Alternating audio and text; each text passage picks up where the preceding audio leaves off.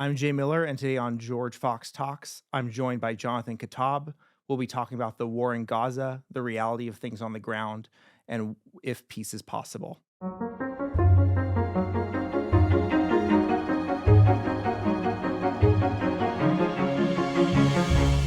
Hi, I'm Jay Miller, and on today's episode of George Fox Talks, I'm joined by Jonathan Kuttab, a Palestinian human rights lawyer and a Christian pacifist. I'll just read a little bit of Jonathan's bio before we get into our episode for today. Jonathan is the executive director of Friends of Sabeel North America. Um, you can find more information about that organization at fosna.org. And in addition to being the co-founder of Sabeel Jerusalem, Jonathan is a co-founder of the Palestinian human rights group Al Haq, as well as Nonviolence International. He's a well-known international human rights attorney, and he practices in the U.S., Palestine, and in Israel. We're recording this episode on February 13th, in the midst of the fourth month of Israel's war in Gaza. So we'll be talking more about that war and what the possible solutions are that Jonathan's been thinking about for a very long time. We're going to start with, before getting to Jonathan's ideas about what we'll talk about as the one-state solution. As I was getting into the idea of a one-state solution as opposed to a two-state solution, I was going back through and I found an essay in the New York Times from 1999 by the prominent Palestinian public intellectual Edward Said. And I was struck by his concluding paragraph. So I just thought in that spirit, I wanted to read it, Jonathan, and kind of hear what you think about it, your response. So in 1999, Said wrote in regards to the Israeli-Palestinian conflict, "The alternatives are unpleasantly simple. Either the war continues or a way out based on peace and equality is actively sought, despite the many obstacles. Once we grant that Palestinians and Israelis are there to stay, then the decent conclusion has to be the need for peaceful coexistence and genuine reconciliation. Real self-determination. Unfortunately, injustice and belligerence don't diminish by themselves. They have to be attacked by all concerned." Jonathan, as an advocate today of the one-state solution, how do Said's words from 25 years ago land with you? Well, of course, he's right. The problem is with those who think that only one side is correct. That, for example, that this is a Jewish state. Balfour, God, the UN, history, whatever, they won, they're powerful. It should be for the Jews. Let the Palestinians go elsewhere.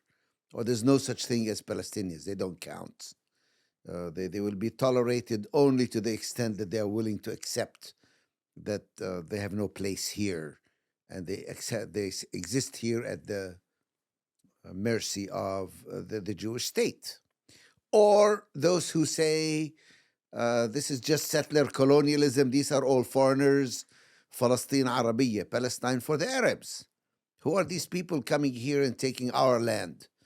Let them go back to wherever they came from. This is our land.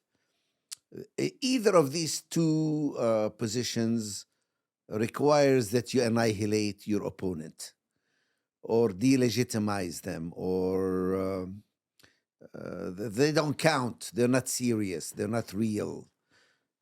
And if you believe in one of these two doctrines, you'll keep fighting forever, because the Palestinians are going nowhere. Mm-hmm.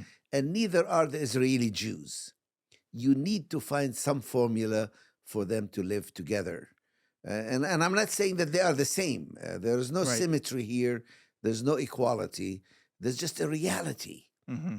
In the land today, known as the Holy Land, Palestine, Israel, whatever you want to call it, there's two groups.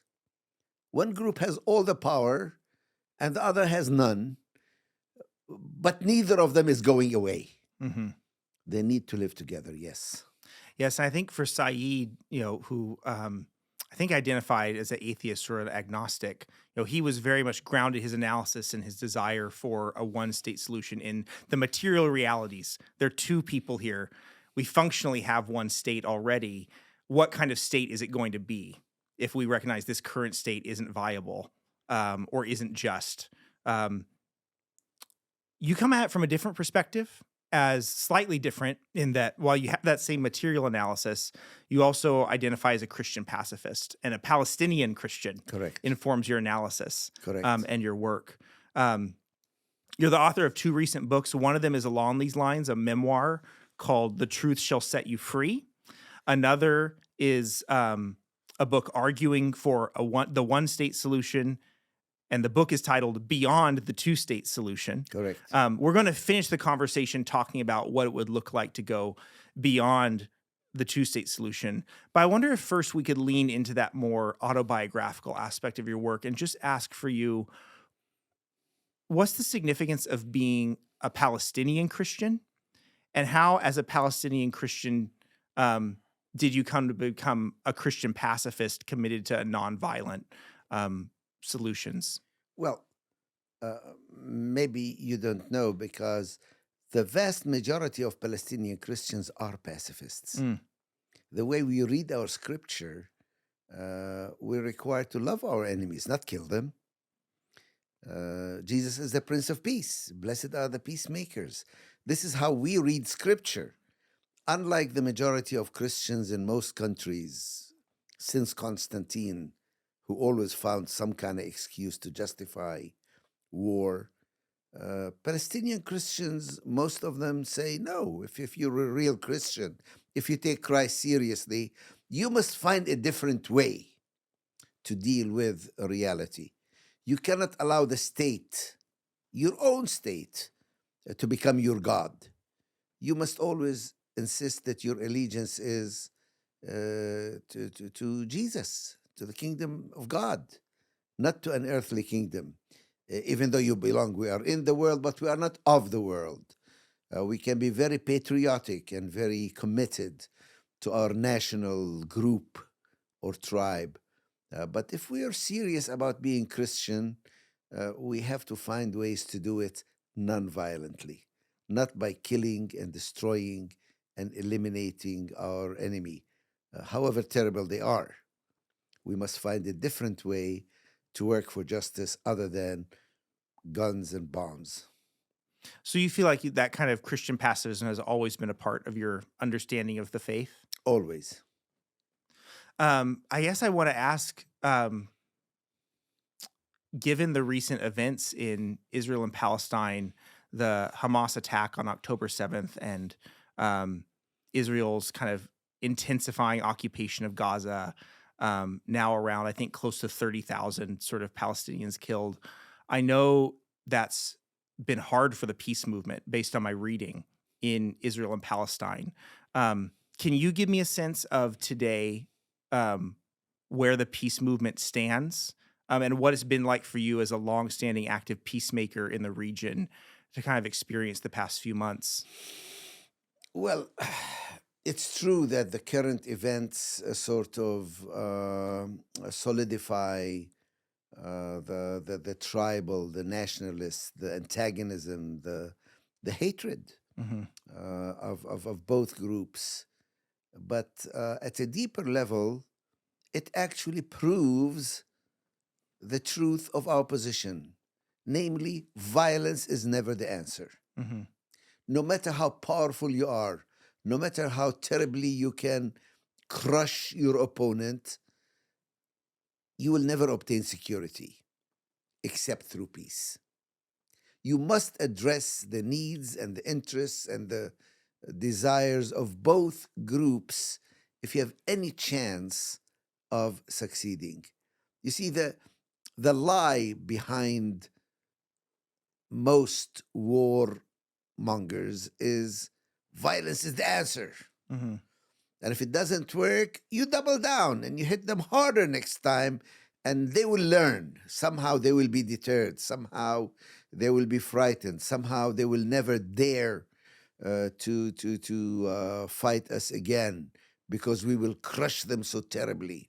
The truth is, the harder you crush them, the more determined they will be to come back and seek revenge and seek to destroy you.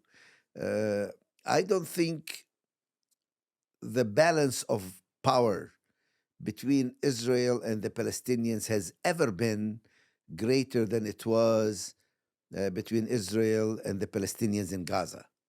They had them totally Hmm. trapped in a very small area where they were being under 24/7 surveillance, where they were being occasionally bombed, where they couldn't get anything in or out of Gaza, any people or any goods or anything. They really had them under their thumb. And they were squeezing. It was so terrible. Hmm. Life was impossible. And then all of a sudden, on October 7th, they broke out of that jail in a very violent and horrible way. They killed over 300 Israeli soldiers, and they captured Israeli military installations, several bases. And they captured some soldiers to trade them for prisoners, but they also attacked civilians, Hmm. which it's clearly wrong and shouldn't be done. But they totally destroyed the Israeli security theory that somehow through violence and power and technological superiority and massive bombardment, we can keep the Palestinians down. You can't. You can't. Right. And I think this really speaks to, I think, some of the issues around this war. Um, in that so on October 7th, 1,200 Israelis are killed, most of them civilians. The deadliest day for Jews since the Holocaust. And this sort of becomes Israel's sort of legitimating sort of reason for their subsequent attack on Gaza. There's a lot of rhetoric around this is kind of our September 11th, which I think, from an American perspective, I think that's kind of an ominous thing to evoke, given the consequences of Americans' sort of long wars in response to that. And indeed, I think it has been ominous. What do you think of the kind of theory? My kind of sense has been, I think we would agree that this effort to sort of wipe out Hamas with this kind of widespread sort of bombing campaign would seem to only kind of, give Hamas more fuel for its kind of rationale. Yes. It's going to for recruiting more young men to Hamas. Yeah. Do you think that's the right analysis? That will Absolutely. be the And consequence? people have to understand Hamas is not just a military operation.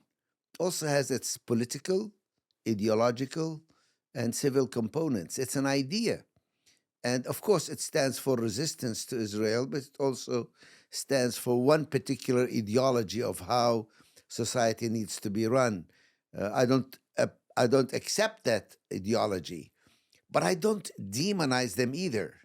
Just like I don't like Likud or their theory or their Mhm. philosophy or their charter or the Israeli right-wing parties, or for that matter, MAGA and some of the right-wing parties in the United States. But you cannot demonize them and say they are utter evil, and therefore anything I can do to destroy and eliminate them is allowed. Mhm. Even if it were possible, you cannot destroy an idea. You can only try to diminish it. You can try to convince people to move away from it.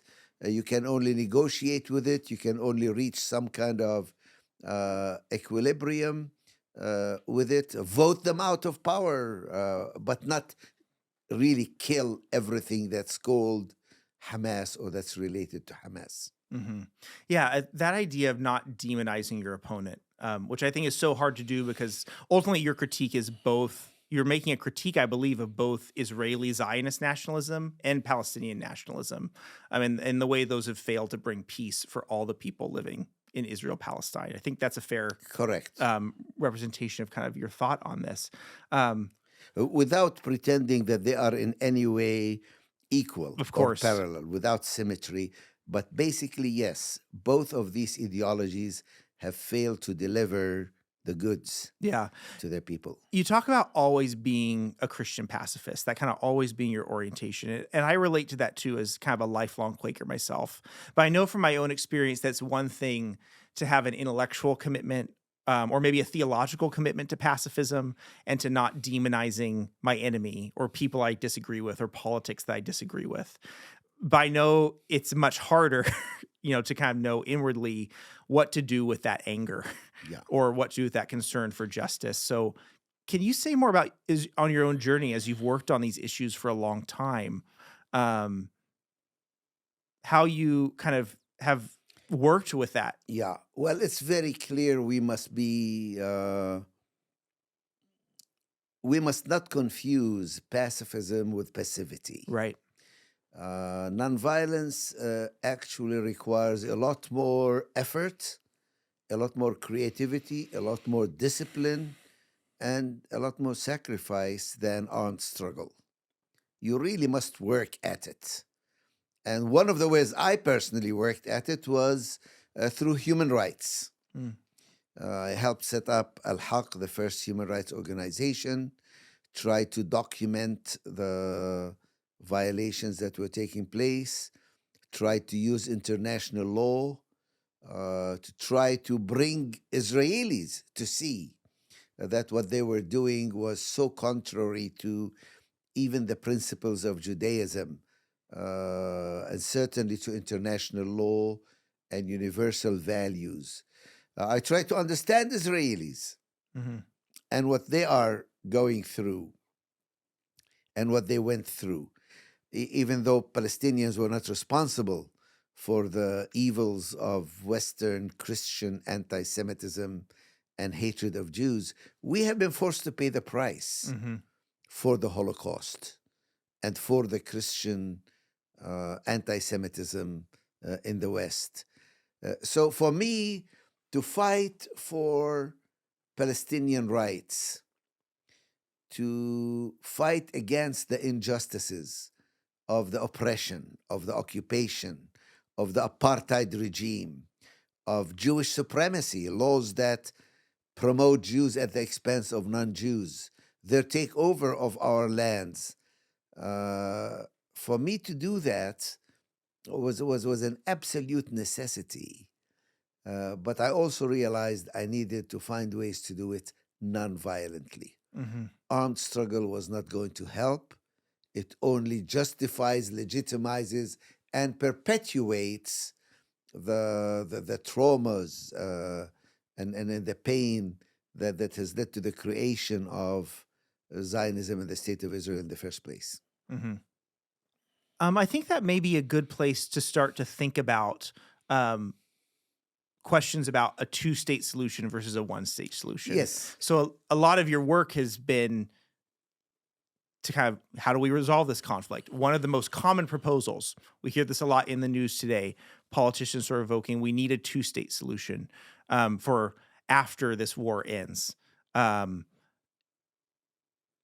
you talk about your relationship with the two-state solution and why you think we need to move beyond it now? Yes. The two-state solution, actually, it made a lot of sense right after 1967. Because when Israel attacked and took over the West Bank and Gaza and Sinai, they'll tell you it was preemptive defense. We knew they were going to hit us, so we attacked them first. Israel said, we didn't want this war. It was forced upon us. We have no ambitions. We have no interests in taking this land. So many people said, okay, then why don't you give it back? Why don't we create a Palestinian state in the West Bank and Gaza with maybe a corridor between them? And so you give him land in return for peace. We give you a Palestinian state here, and in return, you basically give up your claim to 78% of Palestine, which will be Israel. And that solution, even though it had some problems with it, made a lot of sense. It was a pragmatic compromise. And I was one who worked very hard to achieve it, because I felt we can never have absolute justice. The Jews want a Jewish state, as Jewish as France is French. Even though I have problems with that, but that's what they want. And we Palestinians want a state. We want a Palestinian state. So maybe that two-state solution makes a lot of sense. And for many years, I and a lot of good people worked on that basis. International law was on our side because Israel was not allowed to annex those territories and make them part of Israel, even though they tried and they annexed Jerusalem and the Golan and other places.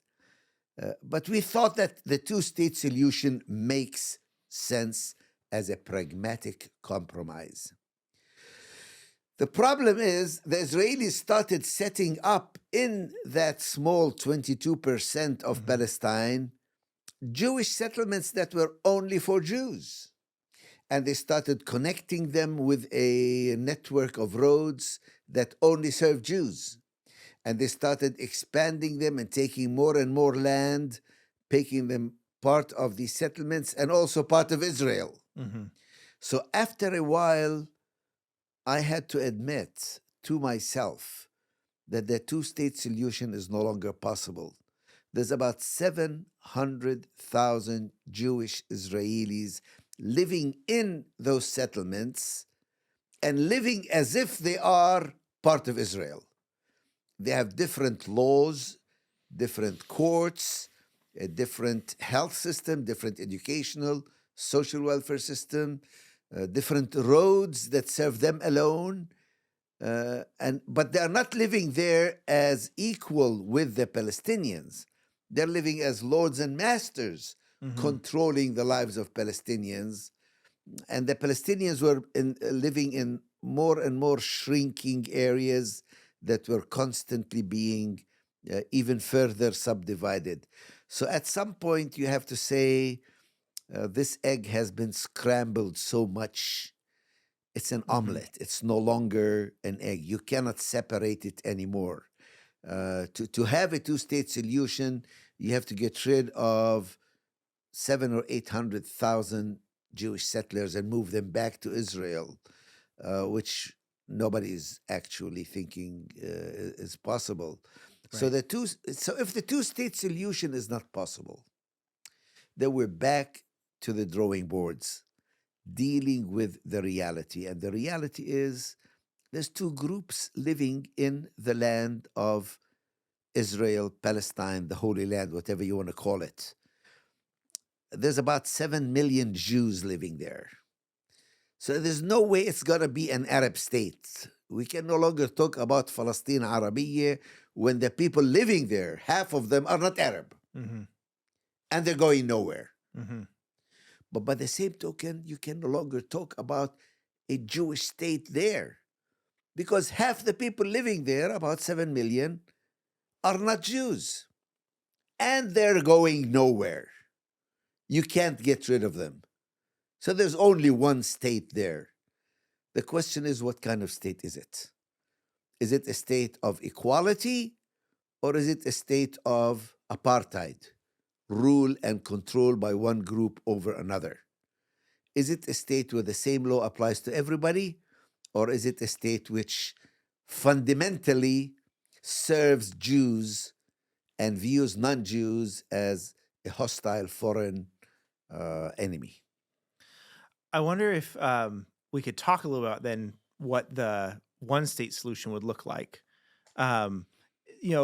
Saeed was proposing this 25 years ago. And I don't get the sense, I don't know the history as well as you. That's kind of what I want to ask about, but I don't get the sense that this is Saeed's idea, right? Could you say, I think it's fair to say the two-state solution has been the mainstream kind of consensus for some time. Since 67 or shortly after 67, that was the consensus, yes. And it's still reapprised. Can you tell us a little bit before we, as a way of maybe introducing what the idea of the one-state solution is more concretely? In some ways, it's straightforward to think about. But like, what's the history of that idea? Because it's been a little more marginal. Well, is that the true? idea actually started even before 67. The PLO, for example, always believed in one state, secular democratic state in all of Palestine. That's the Palestinian Liberation Organization. Liberation Organization. But we were told, don't say that. The minute you say secular democratic state, it means you don't want a Jewish state. It means you want to destroy Israel. It means you're almost like Hitler. So it was actually beaten out of us. Don't use one state language. Don't say from the river to the sea, because that means you don't accept a Jewish state.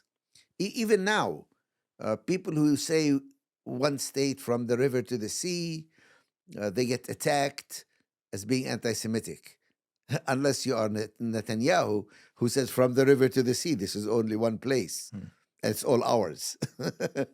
So the unity of the whole of Palestine as one place, that's important and near and dear to Palestinian Arabs and to Israeli Jews, is something that maybe we can all agree on.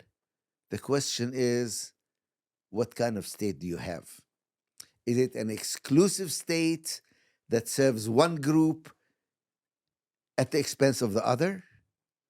Or is it a state that we can both share and belong to and feel that we love and that we have rights there, but not exclusive rights, because there's somebody else who also loves this land as much as we do? Yeah, can you get a little more into the detail? In your book, Beyond the Two-State Solution, you lay out in detail what this would Yes. look like. Can you say a little, obviously this could be a very long conversation, but could you say a little bit more about like your key ideas of what it would take, what kind of polity, what kind of political mechanisms, culture Yeah. would it take for a one-state solution to really work so that it isn't an eliminativist kind of vision Yeah. of the state, where it can truly just be a state where Palestinians are fully citizens along with Israelis? Yeah. Actually, I would urge any of our readers to read the book Beyond the Two-State Solution. In fact, you can download it for free from the website of nonviolenceinternational.net. If you don't want to pay for it, you can download it for free in Arabic, English, or Hebrew. Or Spanish, actually. It's been translated. Wonderful. The idea is based on really understanding both groups. What is it that Palestinians want? They want freedom. They want self-determination. They want equality. They want the right of return. They want to live in a state that allows them to live and thrive and be proud of their identity, of who they are. And if they can get all these things without having a Palestinian state, if they can get those things without being exclusively a Palestinian state, I think most Palestinians would go for it. And by the same token, I asked many of my Jewish and Israeli friends, why do you want a Jewish state? What's special about having your own state? Well, we want this, we want that. We want to be able to have the right of return. We want to be able to defend ourselves. We want to have a striving, a place where we can thrive and where we can live in security. I said, well, maybe, how about a state that can give you all those things and be a center of Jewish life and run on a Jewish calendar and all these things? But it's not exclusively Jewish, because there's already people living there who can live with you in equality. Then you'll live in security, because nobody is out to try and kill you, because you can live in security. So I tried to map out in practical detail how such a society can run. How can it provide security to Jewish Israelis? How can it provide freedom of religion and freedom from religion for Jews as well as for Arabs, whether they're Christian or Muslim, or because even in Israel, there isn't much religious freedom for Reform and conservative Jews. It's only Orthodox Jews that have a monopoly in personal status matters. So can we have a state that recognizes and allows both groups to live and to thrive regardless of who is 60% and who is 40%? Can we create a structure and a constitution and institutions that will defend you and your community as an individual and as a minority, regardless of who happens to have 51% of the vote? You see, democracy can't be 51% dictating and oppressing and suppressing the 49%. You need to defend and you need to recognize all the stockholders. If you say this is a Christian country, what about non-Christians? This is a white country, well, what about non-whites? Can we deny them the vote? Can we throw them out of the country? Can we totally dismiss them or criminalize them or disenfranchise them? Or is there a constitution that protects them, even if they are not the majority? Mm-hmm. A constitution that recognizes everybody and not just whoever won the last election. A country that belongs to all of us, not just to one group at the expense of others. So that's the kind of ideas that I put in this book, Beyond the Two-State Solution. Yeah, thank you. I have so many questions. I find it really compelling. I think I first started reading about this. I don't know if you have a sense of that, even though it hasn't been the dominant sort of model, do you feel like the two-state solution has been, or not, the one-state solution has been gaining ground as a possibility for, I think I first became aware of it, I think Peter Beinart has sort of promoted this. He's a Jewish intellectual. I've heard him talk about it. I've heard you talk about it. Do you think this is an idea that's gaining ground or becoming more talked about? I think it's gaining ground because people who know the reality on the ground realize that the two-state solution is no longer possible. Wish it were. Mm-hmm. If it were possible, go for it. Mm-hmm.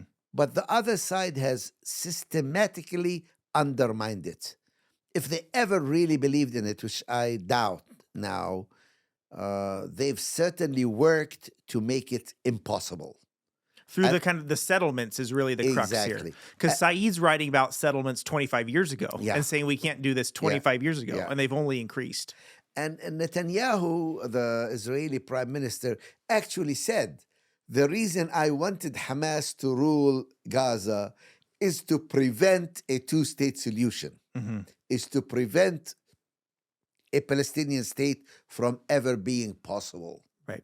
This way I can divide them and keep them separate and keep them both under our control.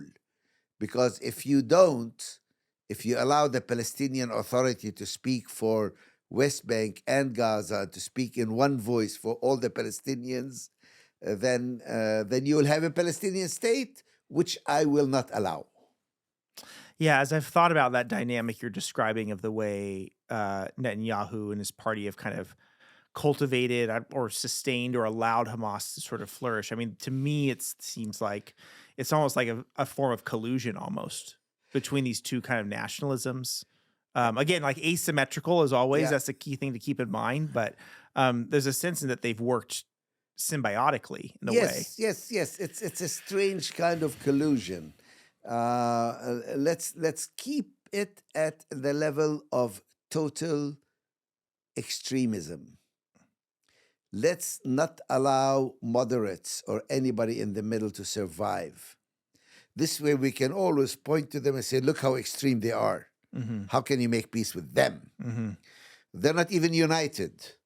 Abbas doesn't speak for everybody. There is nobody to talk to because we made sure that there is nobody there to talk to. And therefore, don't expect us to make peace because there's nobody to make peace with. So we can continue the status quo. That's why many people today who talk about two states are not really being sincere. They really know there's not going to be two states, but it's a way of avoiding talking about the reality on the ground. Mm-hmm. And I think what I find appealing about the one state sort of solution you're proposing is that it's radical, both in the sense of it's politically ambitious, but also in the sense that radical means getting to the root of something. You're getting to the root of the conflict here, Yes. and the problems. I wonder if we could talk a little about like kind of what the obstacles are. And I Okay. think kind of around the idea of leadership, my sense, and again, as someone who doesn't know a lot about this, I'm really anxious to kind of hear your thought. Um, you know, whenever, however, this war hopefully ends, when it does, and when there becomes serious talks about solutions, um, that are hopefully along the lines of sort of statehood and not continuing occupation or these sorts of things. Um, you're going to have two groups, Palestinians and Israelis, who have experienced just enormous trauma recently. Again, not symmetrical trauma, as we're saying, but both are very traumatized, very polarized. In Israel, the language is like getting sober, right? And that you're no longer thinking about peace as a possibility. So much devastation in Gaza. Um, to work with those traumatized communities, to me, it seems like you need transformational political leadership. Mhm. As we've talked about, the current leadership, whether it's Netanyahu and Likud or Hamas or the PLO, um, it doesn't seem like there's that dynamic, transformative political leadership that might be needed. Um, I'm curious what you think of that. If that were kind of the pushback or that were the critique, how would you respond to that? Of like, well, this sounds great, Jonathan, but where's the leadership that's going to make this happen? Well, clearly there is no leadership right now on either side that will make this happen. And I don't know. Yes, it is a question of leadership, but it's beyond that. At a fundamental level, the biggest obstacles are really very deep. And I'll tell you, for the Palestinians, it's not easy because this is all our land. And who are these people coming and taking it from us? For us to share our land with them on the basis of equality, full Right. equality, is a huge step. For the Israelis also, there are at least two major obstacles that need to be addressed. The first is the tremendous disparity of power. We have all the power. Why should we Mhm. give up any of it? We are in control.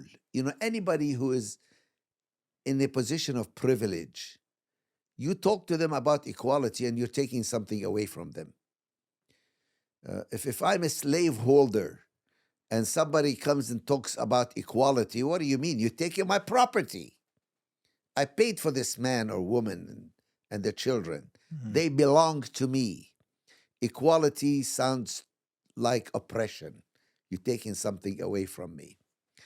So we have to Mm. deal with this disparity of power. I Right. have all the power. Right. Why should I give up any of it? I won. I am in charge. I hold all the cards.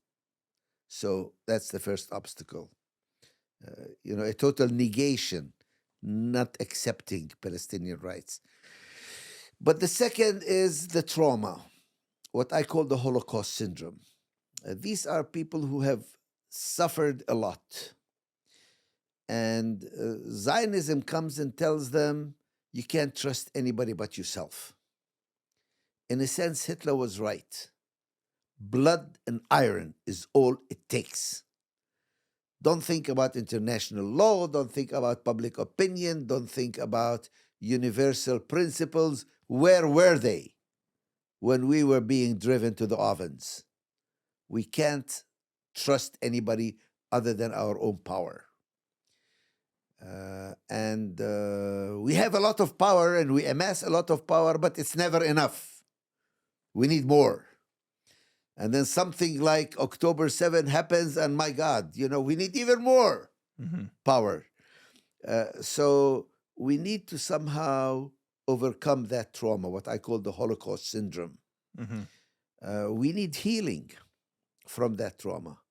Unfortunately, until Jewish Israelis are healed from the trauma of the Holocaust and of anti-Semitism, and it's going to be hard for them to make peace with the Palestinians.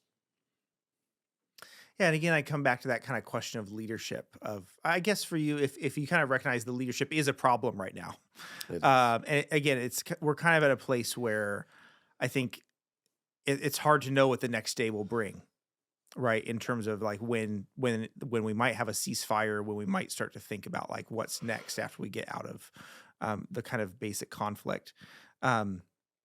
Do you think of the one state solution as something now where you're wanting to kind of advocate kind of practical steps toward that?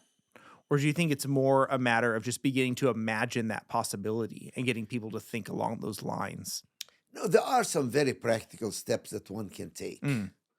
I think the intellectual task of proving that it's possible is important also. But there are practical steps. For example, you have 800,000 Jewish settlers living in the West Bank.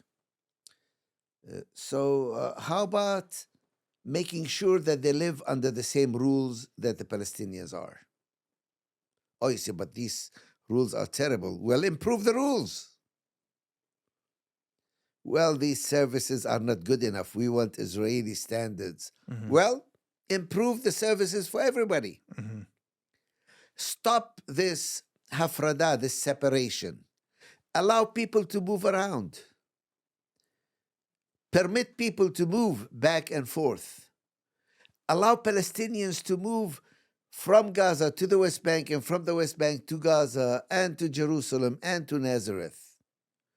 If you want as Jews to live anywhere in Palestine, why don't you allow Palestinians also to live anywhere? They have their property. Why don't you allow them to share it?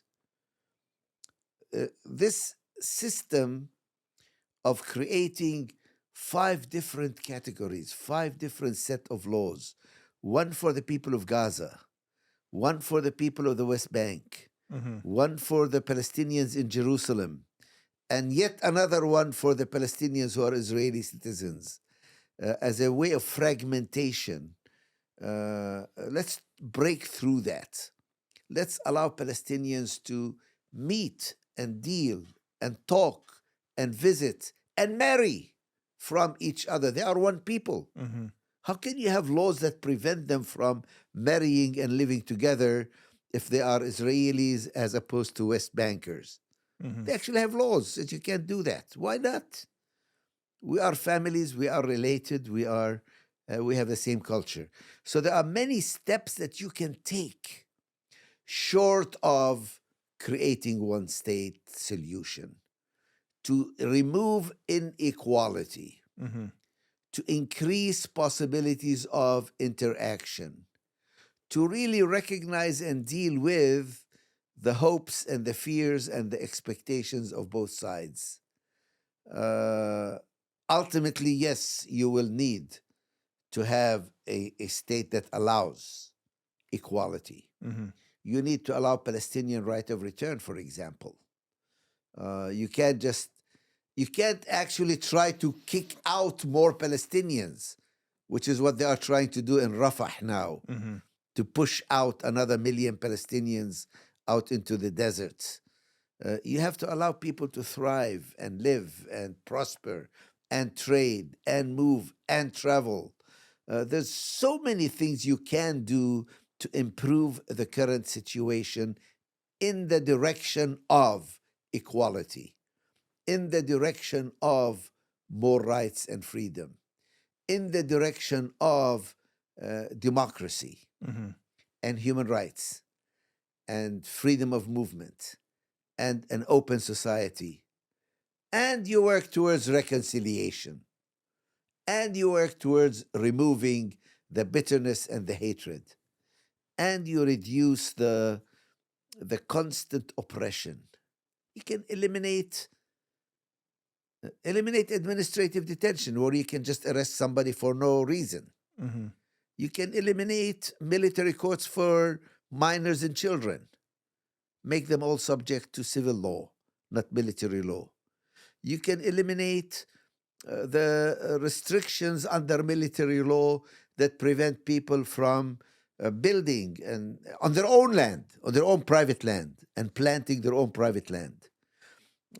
There are so many steps that you can take to reduce the sting and the bitterness of oppressive, racist apartheid. Make things a little bit more like equal. These are very specific, concrete steps in the right direction. You don't have to wait till everything is perfect. You can move towards it in small, incremental steps. Do you think that kind of movement towards it takes place at the level of civil society? So relationships between Israelis and ordinary Israelis and Palestinians today. Do you see that more as like, again, the kind of at the political level? Because again, I guess I wonder, do we see the current Israeli government making any of these changes? None. And so if that's not the case, it seems likely that possibly Netanyahu doesn't survive. Like at some point, he's kind of surviving by maintaining this war and his grip on the war. My understanding is that there's also a lot of dissatisfaction with Netanyahu in Israel. So if we think after Netanyahu, do you see prospects from Israeli leadership that's more open to those kind of changes? I'm actually worried that Netanyahu will leave and will be replaced only by people who are even more to his right, more fascist, more less willing to deal with Palestinians. And the question is not just meeting and talking and dealing with each other, even though that's necessary. Because if you do it without addressing the basic questions, that becomes normalization. We need things that really challenge the oppressive structures. Lift the siege of Gaza. Gaza has been under siege for 16 years.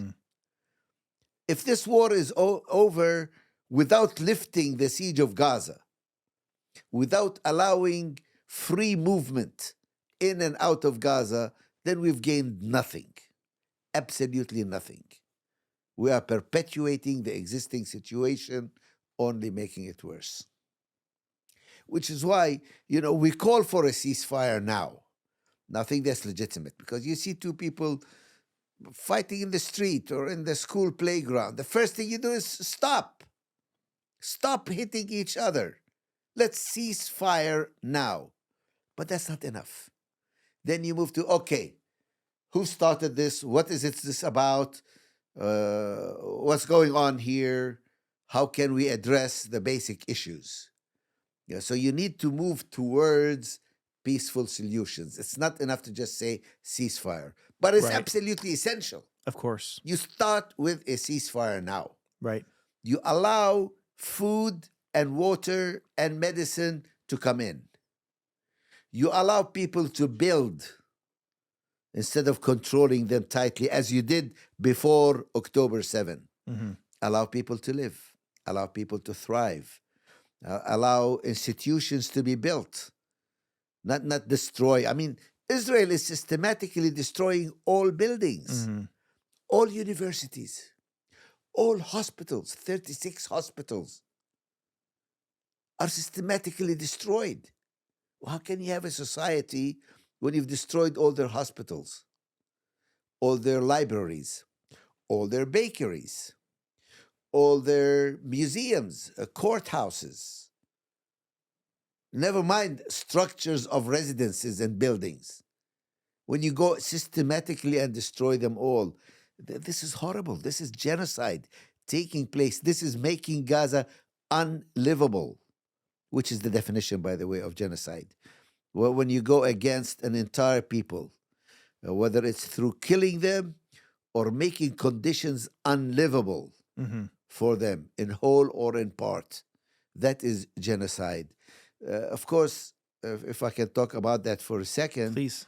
The definition of genocide under international law usually would be very hard to apply because it requires intent. Killing and making things unlivable may be wrong, but it's not genocidal unless it is done with the intent. Usually, intent is very difficult to prove, except in this case.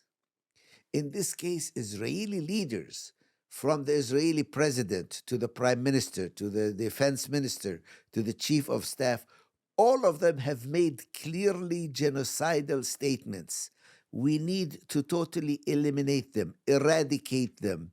They are human animals. They are not even human beings. We'll treat them as such. We'll cut off all their water and food. Sometimes they will tell you, oh, we're only talking about Hamas.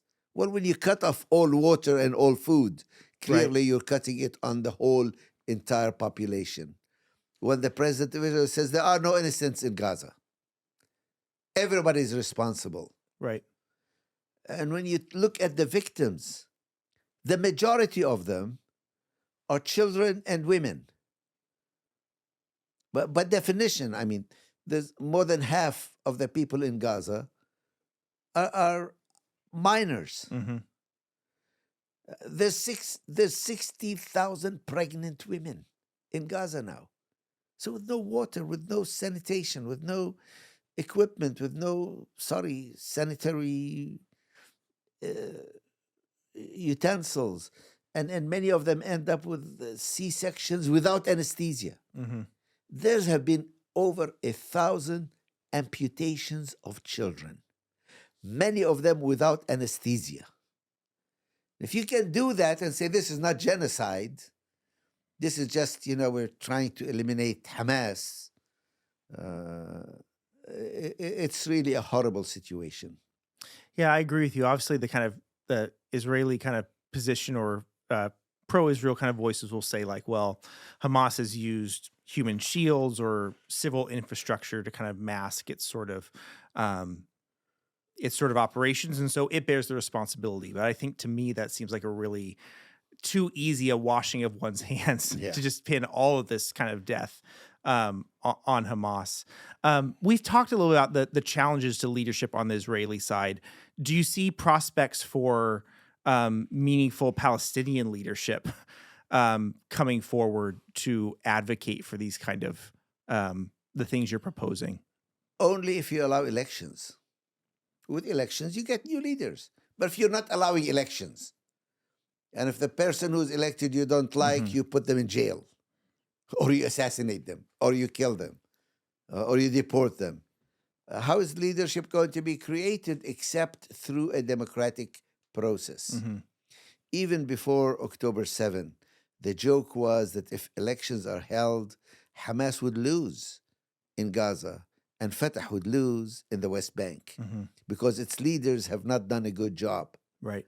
Instead, a new generation of leaders will arise that maybe neither Hamas nor the PA would like, but that reflects the desires of the people. Because Palestinians are human beings like everybody else. They want to live. They want their children to go to school. They want a better life for themselves and for their children. Why wouldn't they want that? I mean, they're not racially or genetically evil and want hatred. And it's not something that you teach in school. It's something that you teach in life. People in Gaza who have gone under this massive bombardment, you think they're going to require somebody to teach them in school not to like Israel and Israelis? No, they've experienced it on their bodies. They know what it's like. They'll need to be taught the opposite. They'll need to be taught that despite what happened, there is a possibility of living together even with these people. We've talked about the Israeli side of things, the Palestinian side of things. I want to finish by talking about the American side of things. Yes. Briefly, which I know is hard, but we're kind of in an American context here, an American Christian context. I'm curious, my sense is that one of the challenges here is that this is an international kind of political issue that has a lot of force exerted on it by domestic U.S. politics. we can't get into all of that now, but I'm just curious for kind of our listeners who I think are predominantly like American listeners. What do you think is important for Americans to know and think who are Yeah. interested or committed to peace in this conflict? Well, it's a difficult message, but I have to tell it. Americans are fully complicit in what's happening. They are not only allowing it to happen, they are participating in its happening. I listen to Israeli TV in Hebrew, and when this happened, they didn't expect the world to allow them more than 2, 3, maybe 4 weeks, which is why they went in with a lot of bombardment. They figured that the world would order them to stop. Instead, they heard from the Americans, no, don't stop, do whatever you want. We give you the green light.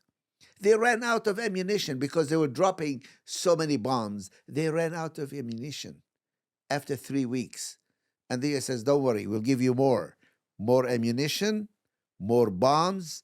We'll even circumvent the Congress and send them directly to you. And when the United Nations wanted to have a ceasefire, the US vetoed it. And the US has been, and when they started lying outright about what's happening, the US president came and supported their lies. Whether it's about the rapes or the beheaded babies or the burnt babies or the command centers supposedly under the hospital, or many other outright lies that have been disproven. And then President Biden says, oh, that's true. I saw the beheaded babies myself. My own information say there's a command center under the Shifa hospital.